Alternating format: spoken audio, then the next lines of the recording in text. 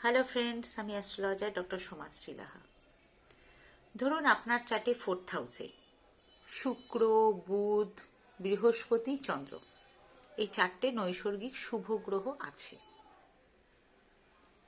কিন্তু এই নৈসর্গিক শুভ গ্রহগুলো যদি কোনো দুস্থানের মালিক না হয়ে থাকে, অর্থাৎ 6, 8, 12 মালিক যদি না হয়ে থাকে, তাহলে কিন্তু আপনার বিবাহিত জীবন দারুণ সুখকর হবে।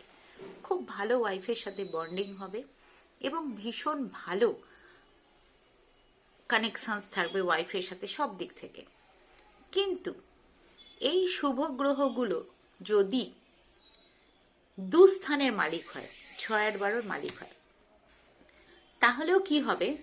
তাহলে আপনার বিবাহিত জীবনের অতটা সুখ আপনি পাবেন না, কিন্তু আপনার বিবাহিত জীবন একদম খারাপও যাবে না। এটাই হচ্ছে নৈসর্গিক শুভ গ্রহের সঙ্গে পাপগ্রহের তফাৎ। নমস্কার, সবাই খুব ভালো থাকবেন।